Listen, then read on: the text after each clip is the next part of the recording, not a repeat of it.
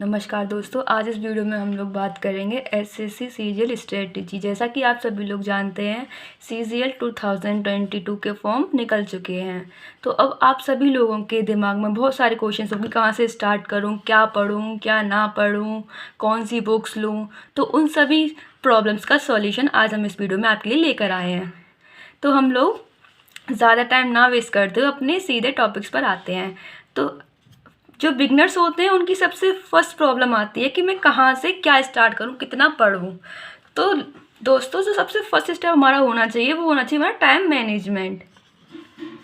तो फर्स्टली हम सभी को अपना टाइम मैनेज करना सीखना चाहिए। बहुत लोग ये सोचते हैं कि वो तो 10 घंटे पढ़ता है, मैं 4 घंटे में कैसे कंप्लीट करूं अपना। तो दोस्तों, ये आपकी सबसे बड़ी प्रॉब्लम है, क्योंकि हमें हमेशा क्वालिटी देखनी चाहिए, ना कि क्वांटिटी। कोई 10 घंटे पढ़कर उस चीज़ को समझ पाए, लेकिन आप लोग 2 घंटे पढ़कर उससे फोकस से समझ सकते हैं। तो ये उसकी माइंड पे डिपेंड करता है, उसकी कैपेबिलिटी ऑफ कैचिंग पावर कितनी किसकी अच्छी है, ना कि ये कि कितने आवर्स वो पढ़ाई को दे रहा है। तो आपको सिर्फ अपनी कैचिंग पावर अच्छी करनी है। आप 2 घंटे में वो चीज़ ख़त्म करिए जो कोई दूसरा इंसान 10 घंटे में ख़त्म कर रहा है। बट हाँ, आप अपना टाइम मैनेज आपको अच्छे से करना होगा कि आज मुझे ये स्ट्रेटजी बनानी है कि मुझे दिन में ये टॉपिक, ये सिलेबस इतना ख़त्म करना है तो करना है। फिर कोई उसमें कोई बहाना नहीं चलेगी, आज मैं इसलिए नहीं कर पाया। और बेसिकली सीजीएल में फोर्थ वो होते हैं टॉपिक्स आपको पढ़ने के लिए। पहला होता है रीजनिंग। दोस्तों, आप लोगों को सीजीएल का सिलेबस तो पता ही होगा। उसमें रिटन टेस्ट में फोर वो आते हैं हमारे सब्जेक्ट्स। पहला रीजनिंग होता है, दूसरा होता है जीएस हमारा, और जीए जनरल अवेयरनेस, और थर्ड होता है हमारा क्वांटिटेटिव एप्टीट्यूड, और फोर्थ होता है हमारा इंग्लिश। तो फ्रेंड्स, रीजनिंग इन चारों को करने के लिए हमारे पास एग्ज़ाम में 1 आवर होता है। तो हमें बेसिकली तैयारी इस तरह से करनी चाहिए ताकि हम इन चारों चीज़ों को मैनेज कर सकें 1 आवर में। और हमारा सबसे टफेस्ट टाइम जो लेता है वो लेता है हमारा क्वांट, और सबसे मिनिमम टाइम हमारा लेता है जीएस। तो लोग ये सोचते हैं कि जो जीएस है वो तो हमारा बहुत बहुत वास्ट ही सब्जेक्ट है, इसे कहाँ से क्या कवर करना चाहिए, कितनी देर के लिए पढ़ना चाहिए। और कुछ स्टूडेंट्स जो अपना सारा टाइम सिर्फ और सिर्फ जीएस को देते हैं, लेकिन वो उनकी बहुत ही गलत स्ट्रेटजी है। क्योंकि दोस्तों, हमें भी पता है कि जीएस कहाँ से कितना आता है ये कोई नहीं बता सकता कि ये इतना लिमिटेड है, क्योंकि ये लिमिटेड सब्जेक्ट है ही नहीं, ये बहुत वास्ट है। इसे कोई लिमिट नहीं कर सकता, कोई भी टीचर नहीं कह सकता कि हाँ तुम इतना जीएस पढ़ लो और तुम्हारा काम हो जाएगा। तो हमारा जो मेन फोकस होना चाहिए मुझे अपने क्वांटा पर और इंग्लिश पर। क्योंकि दोस्तों, जो सेकेंड एग्ज़ाम होता है सीजीएल का, सेकेंड टायर होता है, उसमें से बेसिकली 2 सब्जेक्ट्स आते हैं, पहला क्वांट और दूसरा इंग्लिश।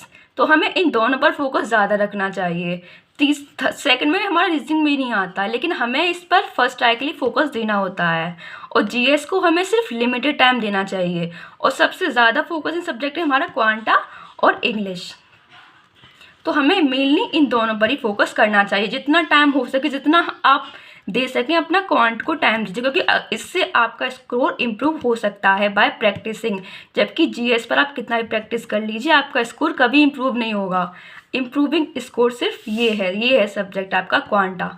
और सेकंड जो आपका होता है, प्रॉब्लम्स जो आती हैं वो होती है कौन सी बुक्स लूँ और कहाँ से पढूँ बुक्स। तो दोस्तों, बेसिकली बुक्स तो बहुत सारी हैं, और बच्चे अलग अलग बुक्स लाते भी हैं, अलग अलग राइटर्स की लाते हैं। आप कहीं भी जाइए मार्केट में, बुक्स तो आपको बहुत सारी मिल जाएंगी, बट प्रॉब्लम ये है कि कहाँ से लूँ, कौन सी लूँ, किस राइटर की लूँ। This is the main problem. तो दोस्तों, आज मैं आपको कुछ बुक्स बताऊँगी जो मैं खुद रिकमेंड करती हूँ सीजीएल एस्पिरेंट्स के लिए कि these are the best books. तो चलिए स्टार्ट करते हैं, कौन सी हैं वो बुक्स। तो फर्स्ट बुक है दोस्तों मैथ के लिए, क्वांटा के लिए, वो है आपकी किरण पब्लिकेशन, जिसके राइटर हैं किरण पब्लिकेशन। दोस्तों, ये बुक बहुत बेस्ट है क्वांट के लिए। मैं इसे ज़रूर रिकमेंड करूँगी सारे एस्पिरेंट्स के लिए कि जो भी बिगनर्स हैं वो स्टार्ट अपनी इस बुक से करें थॉरोली, हर सब्जेक्ट। इसमें सारे सॉल्यूशंस हैं, एक्सप्लेनेशन के साथ हैं सारे क्वेश्चंस। आप प्लीज़ इसे थॉरोली कंप्लीट करिए। एंड सेकंड आता है हमारा जीएस एंड जीए।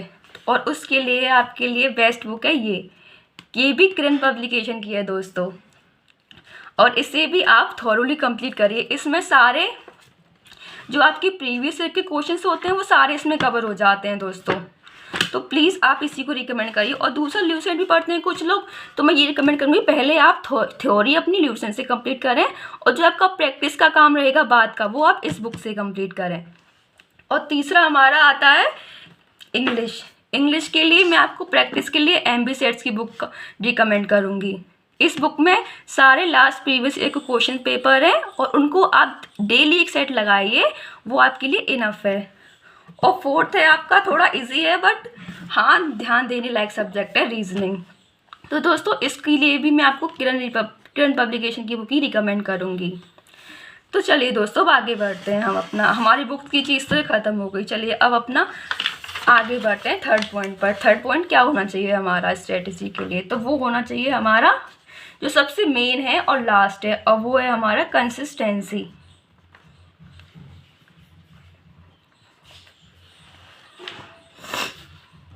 तो दोस्तों कुछ बिगनर्स वो होते हैं जो सिर्फ एक हफ्ते उन्हें अच्छा लगा पढ़ना, उन्होंने पढ़ा और फिर उन्होंने बीच में स्किप कर दिया कि नहीं अब मैं नहीं पढ़ रहा, एक दो दिन थोड़ा वो फ्रेश हो लेता हूँ, मूड फ्रेश हो जाएगा, नहीं पढ़ता।